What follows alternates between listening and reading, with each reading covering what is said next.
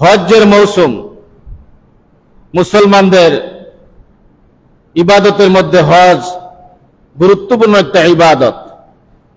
হজ সব মানুষ করতে পারে না। আল্লাহ যাদেরকে টাকা পয়সা দিয়েছেন, আল্লাহ রাব্বুল আলামিন কোরআনে কারীমের ভিতরে বলেছেন যাদের টাকা আছে, অর্থ আছে, তারা হজ করবে, কিন্তু যারা গরিব, অর্থ নাই, টাকা নাই, তারা যেন হজে না যায়।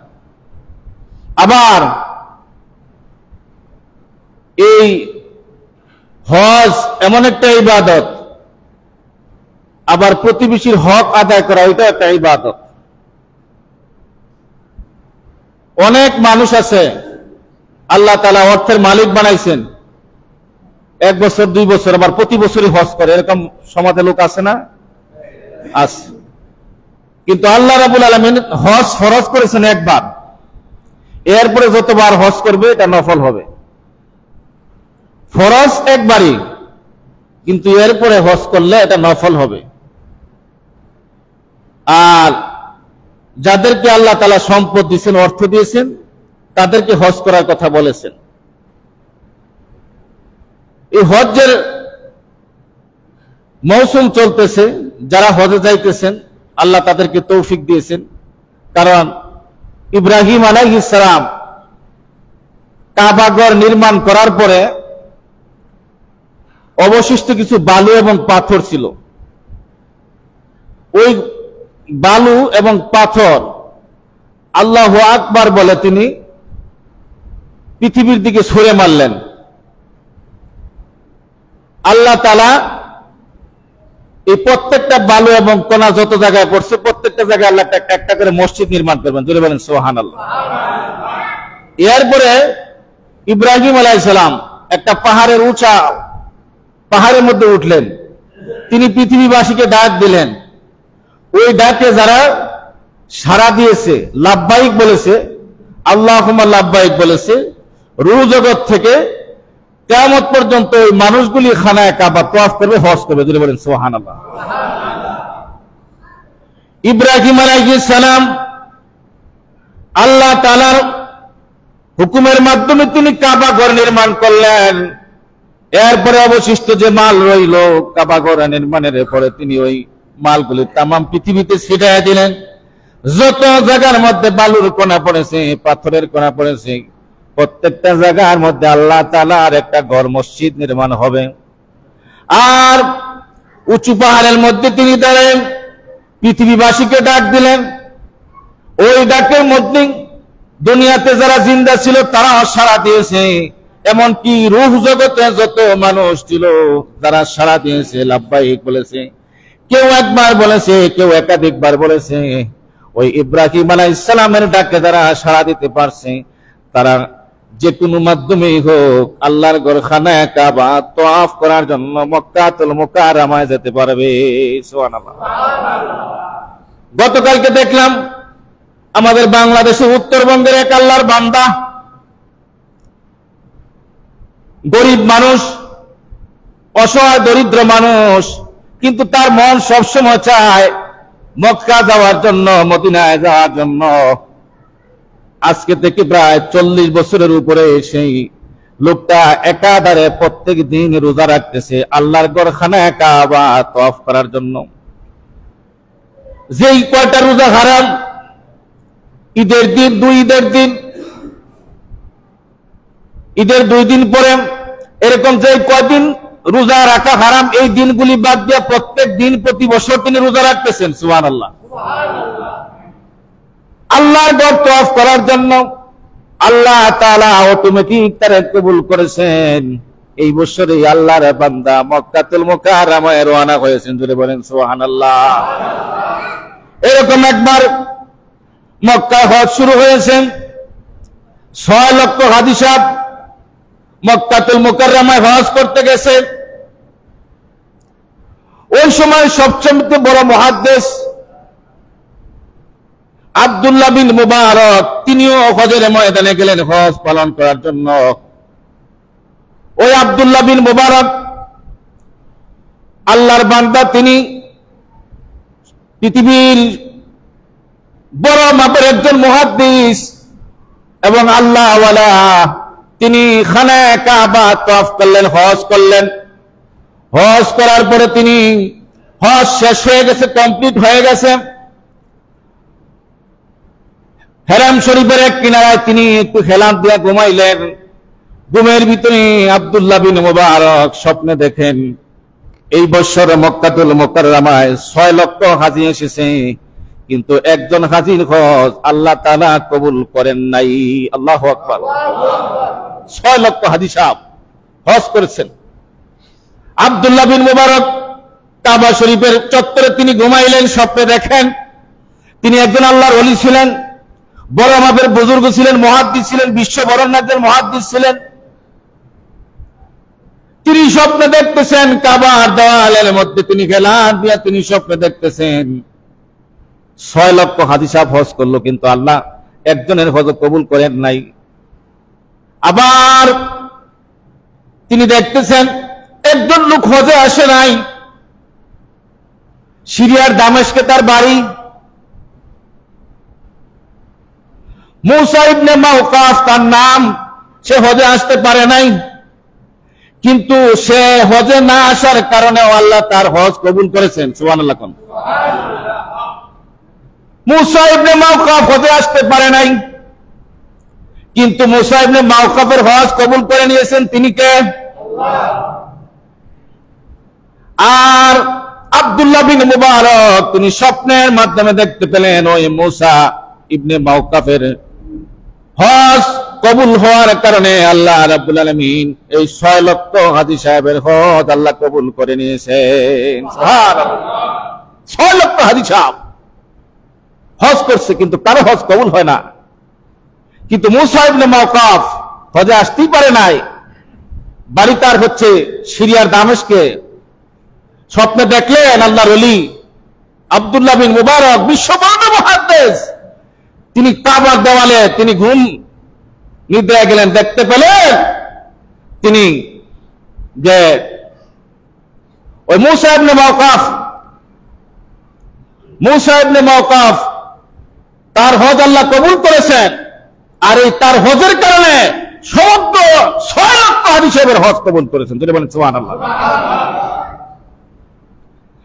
এবার আব্দুল্লাহ বিন মুবারক ঘুম থেকে তিনি উঠলেন, ঘুম ভাঙলো, চিন্তা করলেন এতগুলি হাজী সাহেব হজে আসলো, আর একজন আল্লাহর বান্দা হজে আসে নাই, কিন্তু তার হজ আল্লাহ কবুল করেছেন, আর তার হজের বিনিময়ে আল্লাহ তাআলা সমস্ত হাজীদের হজ কবুল করছেন।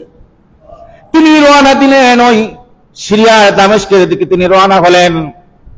খোঁজ করতে করতে ওই মুসা ইবনে মাওকাফের বাড়ি খুঁজে বের করলেন। গিয়া মানুষের কাছে পরিচয় দিতে দিতে তিনি দেখতে পেলেন যে মুসা ইবনে মাওকাফ একজন গরিব মানুষ, অসহায় মানুষ, দরিদ্র মানুষ, এবং সে জাতিগত একজন কামার, কুদাল কুড়াল এগুলি তিনি বানায়, কামার। এবার তিনি মুসা ইবনে মাওকাফের পরিচয় পাইলেন, তার বাড়িতে গেলেন, মুসা ইবনে মাওকাফকে ঘর থেকে ডেকে তিনি আনলেন, জিজ্ঞাসা করলেন আপনার নাম কি? মুসা ইবনে মাওকাফ। এবং আব্দুল্লাহ বিন মুবারক কাবার দেওয়ালে তিনি স্বপ্নে যেই ছবিটা দেখছেন ওই চেহারার সাথে মুসা ইবনে মাওকাফের চেহারা মিলছে। জোরে বলেন সুবহানাল্লাহ। মুসা ইবনে মাওকাফের চেহারার সাথে মিল হয়ে গেছে। তিনি জিজ্ঞাসা করলেন আপনার নাম কি? মুসা ইবনে মাওকাফ। তিনি বললেন হ্যাঁ। বলে আপনি কি বছর হজে গিয়েছিলেন? বলে না, আমি তো হজে যেতে পারি নাই।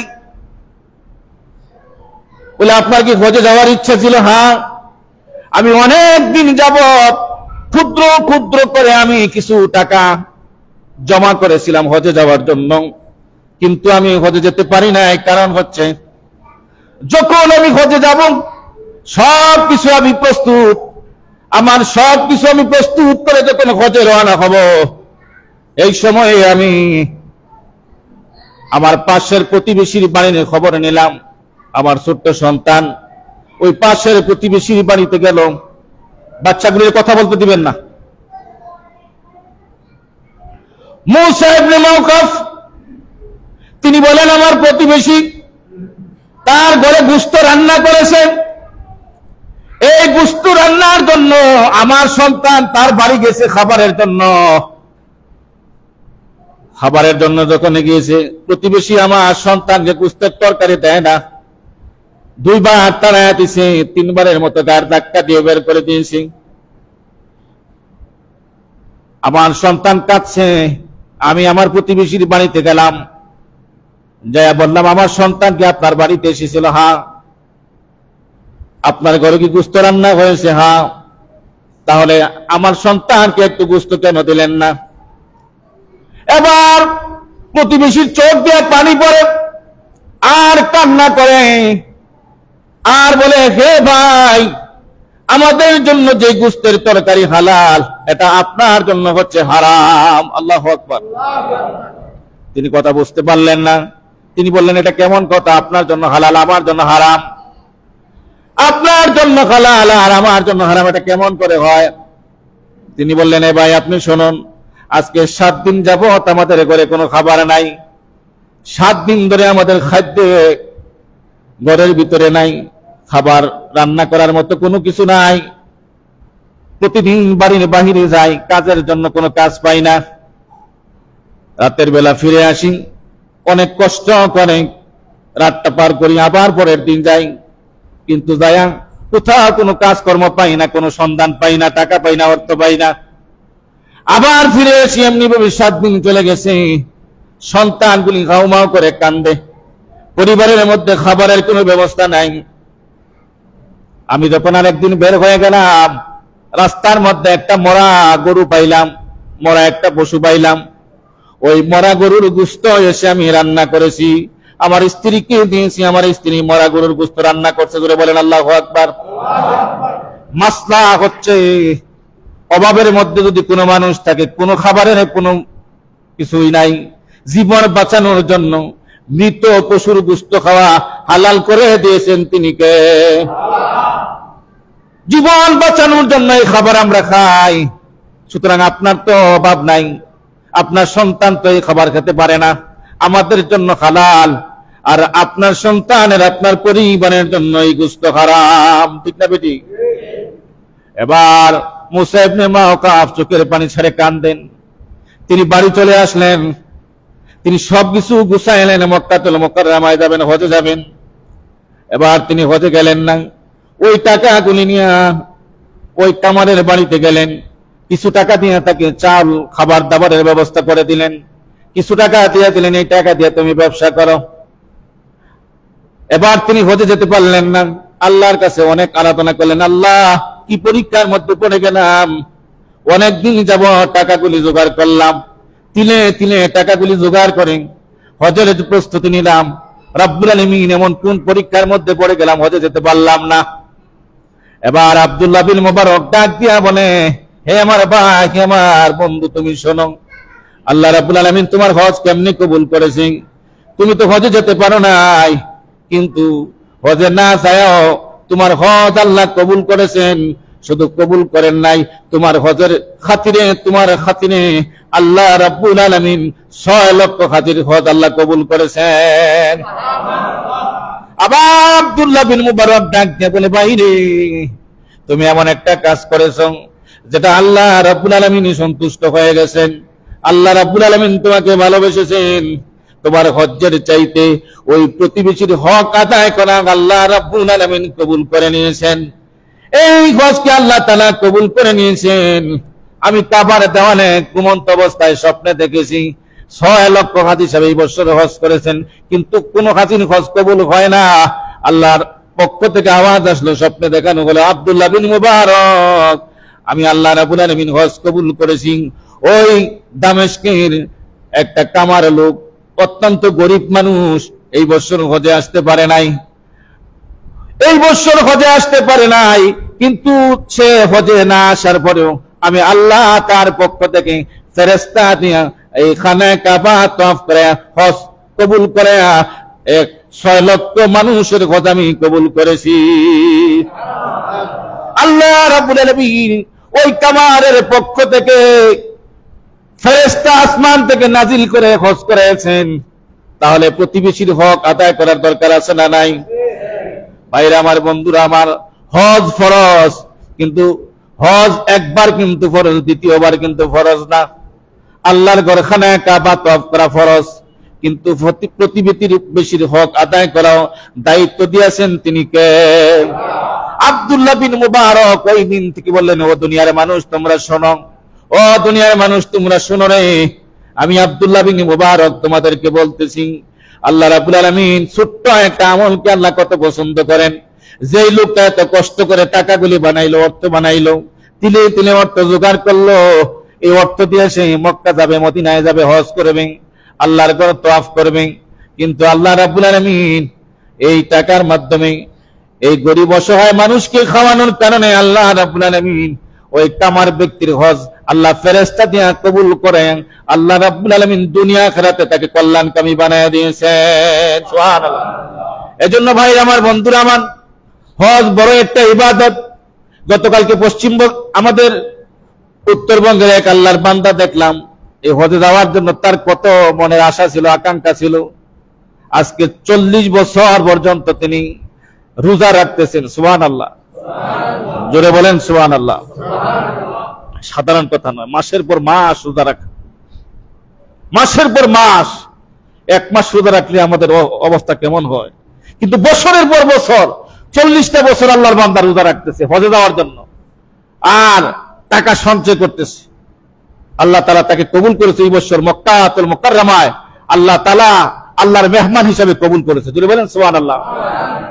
প্রত্যেকটা মানুষ যদি এরকম আকাঙ্ক্ষা থাকে, প্রত্যেকটা মানুষের নিয়তের মধ্যে যদি এরকম থাকে, আল্লাহ রাব্বুল আলামিন যেভাবেই হোক আল্লাহর ঘর তওয়াফ করার জন্য আল্লাহ ব্যবস্থা করে দিবেন। ঠিক না বেঠিক? কিন্তু ঈমান থাকতে হবে মজবুত, মনের মধ্যে আশা থাকতে হবে যে আল্লাহ আমাকে সৃষ্টি করেছেন, আল্লাহর বাড়ি আমি যাব। কত ধরনের মানুষ আছে, কত ভাবে মানুষ টাকা সঞ্চয় করে হজে যাওয়ার জন্য,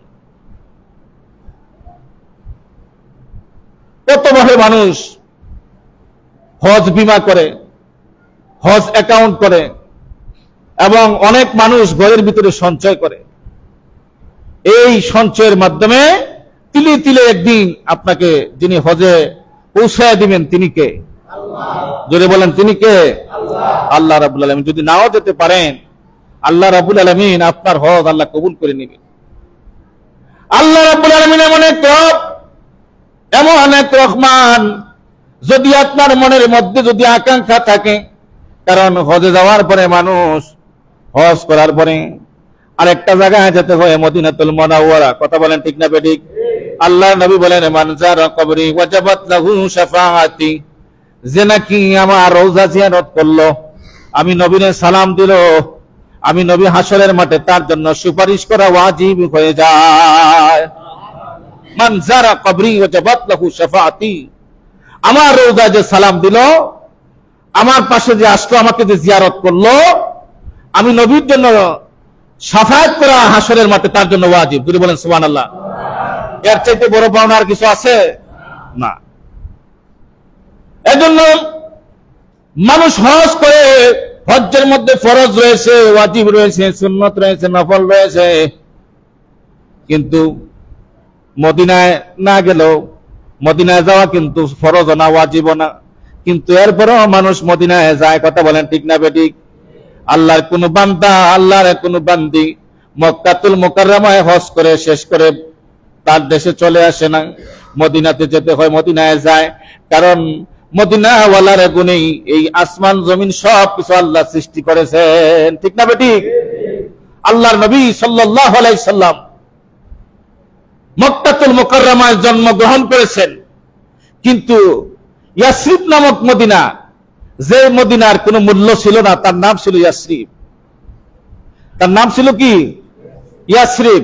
কেউ চিনত না, ফসল হইতো না, মানুষ অভাব অনটনে থাকতো, ঝগড়া বিবাদ করত, ওই দেশের মানুষ বড়ই কষ্টের মধ্যে জীবন যাপন করত। কিন্তু সেই মদিনা পৃথিবীর সবচাইতে বড় মডেল হয়ে গেল, যার নাম হয়ে গেল সোনার মদিনা। জোরে বলেন সুবহানাল্লাহ। আরো জোরে বলেন সুবহানাল্লাহ। নবীজি মদিনায় যাওয়ার কারণে মদিনার দাম বাড়ায় দিয়েছেন তিনি কে? তায়েফের মাটিতে রক্ত দেওয়ার কারণে তায়েফের মর্যাদা তিনি বাড়ায় দিয়েছেন তিনি কে? পৃথিবীতে কত পাহাড় রয়েছে, বড় বড় পাহাড় রয়েছে, কিন্তু উহুদ পাহাড়ে নবী যিনি দান দান শহীদ হওয়ার কারণে উহুদের পাহাড় পৃথিবীর মধ্যে মর্যাদাবান বানায় দিয়েছেন তিনি কে? সেই নবীর ভালোবাসার দরকার আছে না নাই? ভাইরা আমার, এজন্য নবী বলেন, মান যারা কবরি ওয়াজাবাত লাহু শাফাআতি, আমার ভালোবাসা সব সময় অন্তরে রাখবে, আর আমার রওজা জিয়ারতের জন্য সব সময় তৈরি থাকবে। আবার রওজায় যারা আসবে, আমাকে যারা সালাম দেবে, আমাকে যারা জিয়ারত করবে, আমার সাথে যারা মোলাকাত করবে, কারণ আমি নবী এই রওজা মুবারকের মধ্যে জিন্দা আছি। জোরে বলেন সুবহানাল্লাহ। নবীজি জিন্দা না মুর্দা? জিন্দা। আমাদের দেশে কত মানুষ মাঝে মাঝে দেখা যায়, কত বছর হয়ে গেছে তার লাশ নদীতে ভাঙছে, দেখা গেছে কাফনের কাপড় পর্যন্ত কিছু হয় না। এরকম হয় কি হয় না? মাঝে মধ্যে দেখেন, মাঝে মধ্যে সাধারণ মানুষ তার যদি অবস্থা হয়, বছরের পর বছর চলে গেছে কিন্তু তার কিছুই হয় না, কিন্তু যিনি হচ্ছেন রাহমাতুল লিল আলামিন, আল্লাহর পরেই যাকে আল্লাহ তাআলা মর্যাদাবান বানাইছেন, তিনি জিন্দা না মুর্দা? জিন্দা। নবীজি সাল্লাল্লাহু আলাইহি সাল্লাম রওজা মুবারকের মধ্যে তিনি জিন্দা আছেন। যত মানুষ যায় সালাম দেন, প্রত্যেকটা মানুষের সালামের জবাব নবীজি নিজে দেন। জোরে বলেন সুবহানাল্লাহ। এমনকি আপনি পৃথিবীর যে কোনো প্রান্ত থেকে সালাম দেন, যে কোনো দেশ থেকে আপনি সালাম দেন, যে কোনো দেশ থেকে আপনি দুরূদ পড়েন, আপনার দুরূদ সালাম বার্তাবাহক ফেরেশতা কাগজের মধ্যে লিপিবদ্ধ করে ওই মদিনাতুল মুনাওয়ারা নবীজির রওজা মুবারকে নবীর কাছে পৌঁছায়া দেয়। সুবহানাল্লাহ। সেই নবীর উম্মত আমরা খুশি না বেজার? সকলে বলেন আলহামদুলিল্লাহ। তিনি তো শুধু নবী নন, নবীদেরও নবী। জোরে বলেন সুবহানাল্লাহ। তিনি তো শুধু নবী নন, সমস্ত নবীদেরও নবী, ইমামুল মুরসালিন, খাতামান নবীন। নবীজির পরে আল্লাহ তাআলা সব নবীর দরজা বন্ধ করে দিয়েছেন, এরপরে আর কোনো নবী নাই। এর আগে যত পয়গম্বর আসতেন, একটা জাতির জন্য আসতেন, একটা গোষ্ঠীর জন্য আসতেন, একটা দেশের জন্য আসতেন, একটা কওমের জন্য আসতেন। কোন সময় পৃথিবীতে একসাথে 2 জন 3 জন নবী আসছে। মূসা আলাইহিস সালামের সময় মূসা নবীর ভাই হারুন আলাইহিস সালাম একসাথে 2 ভাই কাজ করছে। সুবহানাল্লাহ। জোরে কোন সুবহানাল্লাহ। ইব্রাহিম পয়গম্বরের সময় তার সন্তান ইসমাঈল আলাইহিস সালাম নবী হয়েছেন। ইয়াকুব নবীর সন্তান ইউসুফ আলাইহিস সালাম হয়েছেন। কিন্তু আপনার আমার হাবিব, আপনার আমার নবী এমন একজন নবী, তিনি কোন জাতির জন্য আসে নাই, তিনি কোন কওমের জন্য আসে নাই, তিনি কোন গোষ্ঠীর জন্য আসে নাই, তিনি কোন দেশের জন্য আসে নাই, তিনি কোন এলাকার জন্য আসে নাই। তিনি হচ্ছেন রাহমাতুল লিল আলামিন। আল্লাহ বলেন, আমি যত জায়গার জন্য রব, আমি যত জায়গার জন্য রব, আমার নবী তত জায়গার জন্য হচ্ছে রহমত। জুড়ে বলেন সুবহানাল্লাহ। বন্ধুরা রে, সেই নবীর ভালোবাসা অন্তরে দরকার আছে না নাই?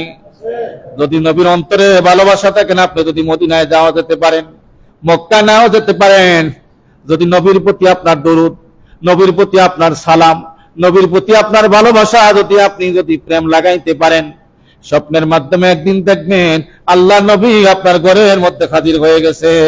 সুবহানাল্লাহ। আর আল্লাহ রাব্বুল আলামিন বলেন, দুনিয়ার সব মানুষের সুরত শয়তান ধরতে পারে, এমনকি আল্লাহর সুরত ধরতে পারে, মুসা নবীর সুরত ধরতে পারে, ঈসা পয়গম্বরের সুরত ধরতে পারে, আদম নবীর সুরত ধরতে পারে, ওলি আল্লাহর সুরত ধরতে পারে, আল্লাহর সুরত ধরতে পারে, কিন্তু নবীকে যারা স্বপ্নে দেখলো, নবীর সুরত কোনদিন শয়তান ধরার মতো ক্ষমতা নাই। আল্লাহু আকবার। নবীজিকে যে দেখলো, স্বয়ং সত্যি যে নবীকে স্বপ্ন যুগে দেখলো, আল্লাহর নবী বলেন সে আমাকেই দেখলো। সুবহানাল্লাহ। কারণ এই পাওয়ার শয়তানকে আল্লাহ দেন নাই। আল্লাহু আকবার।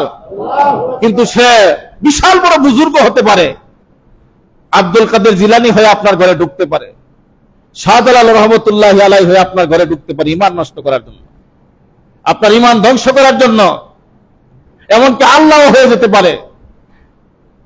কিন্তু নবীজিকে যারা দেখলো, সত্যি নবীকে দেখলো। সুবহানাল্লাহ। কারণ নবীর সুরত ধরার মতো ক্ষমতা শয়তানের নাই। সেই নবীর উম্মত আমরা, সেই নবীর উম্মত। ইব্রাহিম আলাইহিস সালাম ইব্রাহিম নবী আলাইহিস সালামের বংশের মধ্যে হচ্ছেন আমাদের নবী। এজন্য ইব্রাহিম নবীর সম্মান বাড়ায় দিয়েছেন তিনি কে? জোরে বলেন কে? কারণ ইব্রাহিম আলাইহিস সালাম রব্বানা, তিনি দোয়া করেছেন রব্বানা হাবলানা মিন আজওয়াজিনা ওয়া যুররিয়াতিনা কুররাতা আয়ুনিন ওয়াজআলনা লিল মুত্তাকিনা ইমামা। আল্লাহ তাআলা সেই বংশে মুহাম্মদ সাল্লাল্লাহু আলাইহি সাল্লামকে পাঠাইছেন। সেই বংশের মাধ্যমে পৃথিবীতে আল্লাহর হাবিব এসেছেন। ইসমাইল আলাইহিস সালামের সিলসিলা ধরে এই পৃথিবীতে মুহাম্মদ সাল্লাল্লাহু আলাইহি সাল্লাম আগমন করেছেন। এজন্য ইব্রাহিম আলাইহিস সালামের মর্যাদা আল্লাহ তাআলা বাড়ায়া দিয়েছেন এবং পৃথিবীতে তাকে সবচেয়ে বেশি মর্যাদাবান বানাইছেন। এবং পৃথিবীতে আল্লাহ তাআলা সমস্ত খলিলদের মধ্যে সর্বশ্রেষ্ঠ খলিল হচ্ছেন ইব্রাহিম আলাইহিস সালাম। বলে বলেন সুবহানাল্লাহ। এজন্য নামাজের ভিতরে আমরা ইব্রাহিম আলাইহিস সালামের নাম আত্তাহিয়াতুর মধ্যে নেই। কথা বলেন ঠিক না বেঠিক? দুরূদ শরীফের মধ্যে এবং কাবা শরীফের যতগুলি হজ করতে গিয়ে যতগুলি স্মৃতি আছে সব স্মৃতিতে ইব্রাহিম আলাইহিস সালামের নাম আছে। সব স্মৃতির মধ্যে ইব্রাহিম, আপনি কিছুদিন পরে পশু জবাই করবেন, কুরবানি করবেন, এই কুরবানির সুন্নত হচ্ছে ইব্রাহিম আলাইহিস সালামের সুন্নত। যে পশু আমরা জবাই করব এই কিছুদিন পরে আসতেছে, এক মাস পরে কুরবানির ঈদ, ওই দিকটা চলতেছে হজ, আর সারা পৃথিবীর মানুষ করবে কুরবানির ঈদ। এই সব কিছুর মধ্যে ইব্রাহিম আলাইহিস সালামের সুন্নত। আর এই ইব্রাহিমের মর্যাদা হওয়ার কারণ হচ্ছে এই সিলসিলায় মুহাম্মদ সাল্লাল্লাহু আলাইহি সাল্লাম আসার কারণে। জোরে বলেন সুবহানাল্লাহ। বন্ধুরা, সেই নবীর উম্মত আমরা।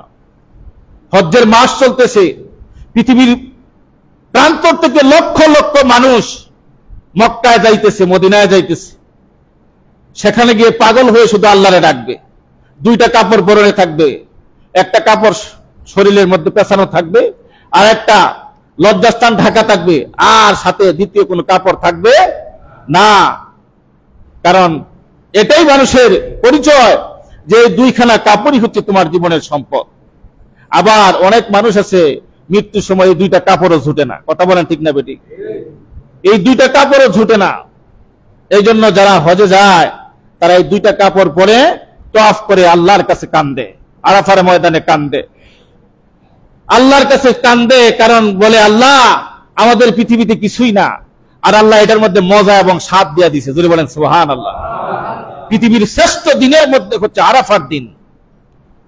দিনের মধ্যে সর্বশ্রেষ্ঠ দিন হচ্ছে আরাফা, যেদিন মানুষ আরাফার ময়দানে অবস্থান করে খোলা আকাশের নিচে উপরের দিকে তাকায় শুধু বলে লাব্বাইক আল্লাহুম্মা লাব্বাইক, আয় আল্লাহ আমি হাজির, আমি হাজির। এটা কিয়ামতের মাঠের মতো মাঠ হয়ে যায়। যদি বলেন সুবহানাল্লাহ। এই পরিবেশ করাইয়া দিয়েছেন তিনি কে? আল্লাহ সুবহানাহু ওয়া তাআলা। ওই আরাফাতের মাঠে আল্লাহ তাআলা অসংখ্য গণিত মানুষকে আল্লাহ মাফ করেন এবং সারা পৃথিবীর মানুষকে এর উছিলায় মাফ করেন। সুবহানাল্লাহ। আমরা আল্লাহর মাফ চাই কি চাই না? ক্ষমা চাই কি চাই না? সে আল্লাহর ক্ষমা চাইতে হলে আল্লাহর ঘরের সাথে সম্পর্ক করতে হবে। আল্লাহর ঘরের সাথে আপনি মক্কা যেতে পারেন নাই, মদিনা যেতে পারেন নাই, হজ করতে পারেন নাই, আল্লাহর ঘরের সাথে সম্পর্ক করুন। আল্লাহ পৃথিবীর কত মানুষ মক্কায় যাইতেছে, বিমানে ফ্লাইট হইতেছে প্রত্যেকদিন, আল্লাহ আমার একটা বার তৌফিক দেন। দেখবেন বলতে বলতে বলতে বলতে আপনার অর্থে না থাকতে পারে, টাকা না থাকতে পারে, ব্যবস্থা করে দিবেন তিনি কে? আল্লাহু গনিয়ুন। আল্লাহ হচ্ছে সম্পদশালী। জুড়ে বলেন সুবহানাল্লাহ। আল্লাহর চাইতে সম্পদশালী আর কেউ আছে? এখন যদি আপনার বস, যদি আপনি বসের চাকরি করেন, আপনার মালিকের চাকরি করেন, মালিক যদি কয় তোরে আমি 10 লক্ষ টাকা দিলাম, 8 লক্ষ টাকা দিলাম, তুই হজ করছিস, কোন বাধা আছে? মালিক যদি আপনার পছন্দ করে, ভালোবাসে, মহব্বত করে, খুব পছন্দ করে যে আমি তোর এই টাকাগুলো দিলাম হজ করার জন্য, এই মালিকের মতো তো সামান্য গনিমতের মালিক আল্লাহ না। আল্লাহু গনিয়ুন। আল্লাহ হচ্ছেন সম্পদশালী। আল্লাহর মতো ধনী আর পৃথিবীতে কেউ নাই। সুবহানাল্লাহ। সেই মালিক যদি আপনার প্রতি সন্তুষ্টি হয়ে যায়, কিভাবে নিবেন না নিবেন আল্লাহই ভালো জানেন। মুসা ইবনে মাওকাফ হজে যাইতে পারলো না, বেটা কামার মানুষ, বেটা সারাদিন কামারের কাজ করে। কামারের কাজ হয়েছে খালি লোহা পিটানি। কথা কোন ঠিক না বেঠিক? জোরে কোন ঠিক না বেঠিক? কামারের কাজ হচ্ছে কি? লোহা পিটানি, দা, বডি, খন্তি, কোরাল এগুলি বানানো। কিন্তু সেই কামারকে আল্লাহ কত পছন্দ করছেন।